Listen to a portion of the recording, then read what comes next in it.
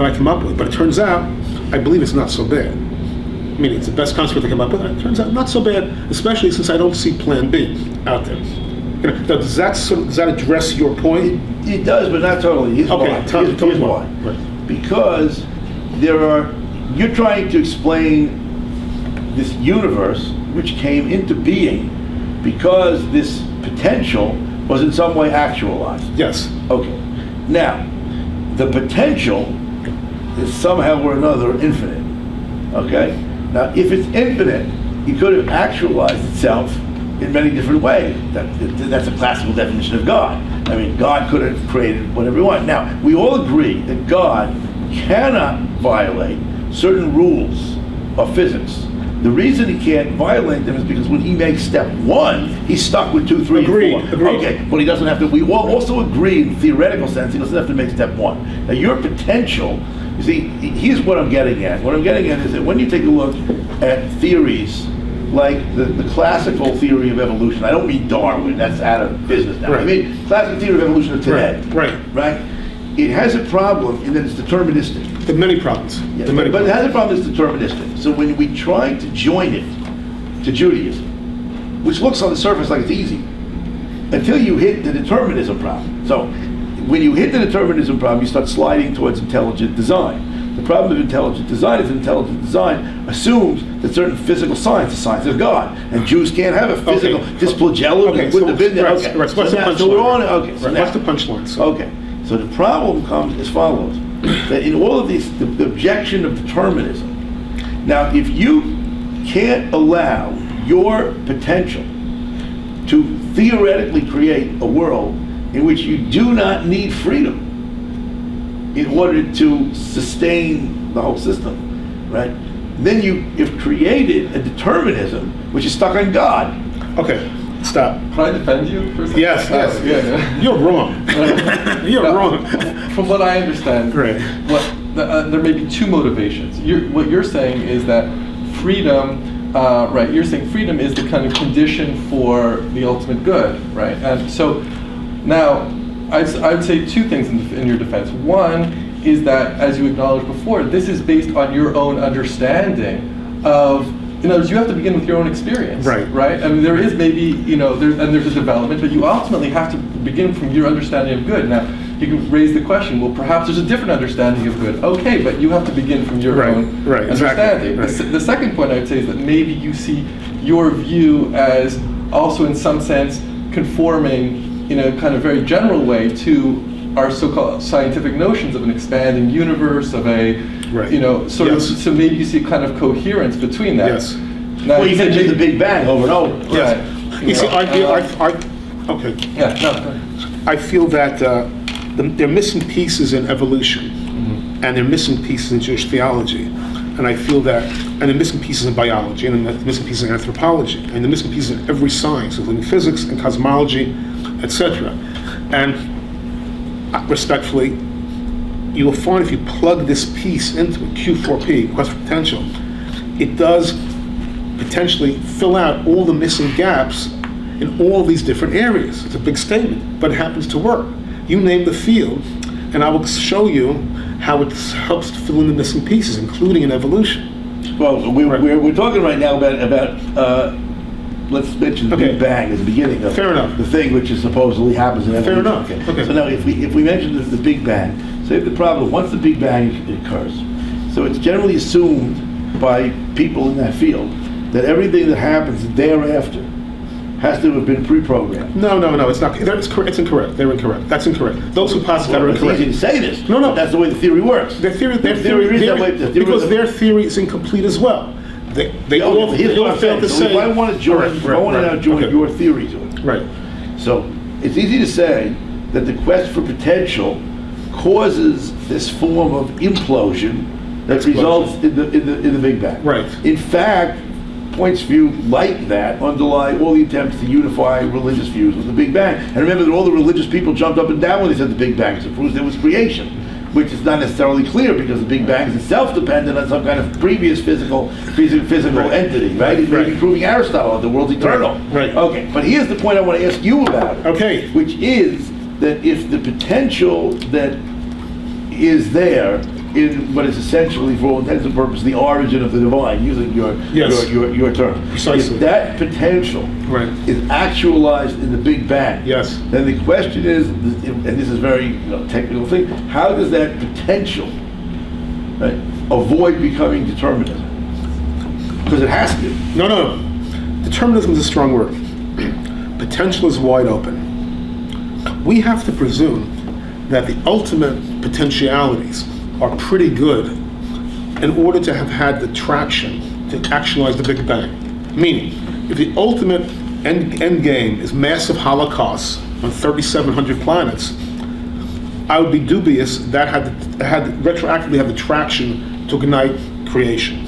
I have to have the presumption that the ultimate on net balance, the ultimate end games are more tilting towards the positive than the negative. Now, nothing is deterministic. Nothing is deterministic. Between now and the end of this discussion is not deterministic. Whether any evolutionist or cosmologist who says it's deterministic is wrong, is my humble opinion, wrong. Only that's deterministic is that things will tend to evolve further. They might evolve a dead end, they might evolve negatively, they might evolve demonic, but things will tend to evolve. Why is that? Because they didn't tend to evolve, we would never have the traction to have a Big Bang in the first place. I hope that addresses your to some extent addresses your point. But why don't you have a follow-up? Yeah, it does to some extent. I think that the missing Right. ingredient here. Right, because I can articulate it. Yeah, the missing ingredient here is this: that in order to have any form of God, so this, whatever we want to call it, force, whatever, because there's certain parallels, by the way, between you and Kaplan and also Which Kaplan? Mordechai Kaplan. Let's be sure. Let's be clear. Let's be clear. Right. Mordechai Kaplan. Right. And there was some Yiddish thinker whose name I don't remember that I heard about, but also Yechezkel Kaufman. But this Yiddish theater, this Yiddish guy wrote similar stuff in the 20s, Okay. right? And before Kaplan, right before Kaplan started. And then also Yechezkel Kaufman, who I would take more seriously. And the reason I would take more seriously is because Yechezkel Kaufman was struggling with the idea. Let's put it this way, he was going to build some kind of religious movement. He was a man who was deeply steeped in the biblical and Jewish tradition and in the experience of the Jews in history, and he's trying to explain that when he can't believe in a personal God. Now, in effect, the potential as the divine is very similar to the force that he talks about in the introduction to his History of the Religion of Israel, which underlies the whole development of culture and civilization. And that's very similar now. The point is that is, in a certain sense, potential. Now, I would say that these guys were just talking about God, because I would agree with you, they're just talking about God. They just don't really talking about God, because they think that if God doesn't have the long white beard and all that stuff, right, and isn't, throwing plagues on the Egyptians, then that's not God. But of course, when you read even philosophers like Maimonides, they say many of these things are not to be taken literally. So the point is, they have God and they don't realize they have God. So that's the thing. So your potential is God before he did a lot of stuff. Okay? Now, if he's God before he did a lot of stuff, the question is, does he have absolute freedom? If he has absolute freedom, then we have to understand that he would have to as he actualizes, he has to retain that freedom.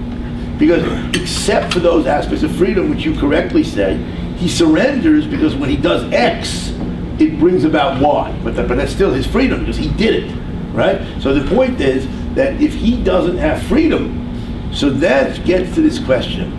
Without telling the story for too long, I was talking to a colleague once in Israel. He said, I don't understand why people can't explain the Holocaust. Everybody knows, we've heard this a million times. Everybody knows what is a Holocaust in order to create a state of Israel. So I asked them a question. I said, let me ask you a question. Are you going to tell me that an all-powerful God wants to create a state for his people, he's got to kill 6 million of them to give him a state? It's like crazy. I mean, somebody wants to give somebody a present, so he kills his brother. I mean, what are you talking about, right? So he said, oh, I never thought of that. Actually, I never thought of that when I said, okay. Now, but the point is, the notion that any solution to any of these problems will always have proximate question, or antecedent question. The antecedent question here still remains, from our point of view as people who inhabit this universe, there's no question why you were right, that if there's no freedom, none of us would be able to achieve the good. There would be no good in the world. This is 100% right. I agree with you. But it still doesn't explain the question why this force of potential, which is really essentially proto-God or whatever Okay, we call him, fair, right, Which means yes. he's God. He's got the power to decide how to actualize himself. Why didn't he make a better decision? It's only for us that good and evil contradict one another. That's my point. By the way, this is similar with what it says in the Midrashim and the Zohar, that the light and the darkness were mixed up, right? At the beginning, when God first started, they were already mixed up. He separated them. Meaning he created the rules for the intersection of good and evil, which is exactly what we're talking about now. Okay, let's remember that. He should have done a better job. We're all brought up with the classic God of Israel's there, Right. and we're here. Okay. And at the risk of inciting a riot, in book 2, I say we're all part of this great, grander divine. It's not that God is there and we're here. We are all part of it, just like a red blood cell is a part of the Milky Way. We are all part of this grander divine. Is there a Godhead which gives the Torah to the Jews at Sinai? Maybe yes, maybe no. That's up to the individual predilection. But we're all part of this grander divine. And we all connect back to creation, you and I, and we all connect to eternity. We all connect to each other somehow. And this is the best we can do. Yes, we would all like the cosmos with no evil, but we could never have escaped from the void with that prerequisite. According to the rules of this world. According to the rules of this universe, and I'm dealing with this universe, right? These are the ground rules of the architecture. Because in order to divide, in my thesis, just like you split the atom, you create a hydrogen bomb, or create an atomic bomb to create a hydrogen bomb. You split 0 into positives and negatives, and you create a cosmos, male and female, good and evil, dark and night. So you have to split 0 at some point, Bereshit, to have a cosmos. You split 0, you end up with negatives and positives. It's not just Birnbaum, it's strong origins in Kabbalistic literature also, many other forms. It's the best we could do as part of the grander infinite divine. And ideally there'll be no evil, but in order to be no evil, it has to be like they say you don't want to have pain, sit in a coffin. There's no pain in a coffin. There's never been creation. I'm not sure that's an argument in the Gemara. Right. To experience pain after death. Right. If someone learns Torah in front of them. Yes, we'd all like many things. We'd all like eternal life. We'd all like children who only get A's. Like children. We'd all like many things. But it would seem that the architecture necessary to escape from the void was only deterministic to the extent that there has to be potential for evil as well. That's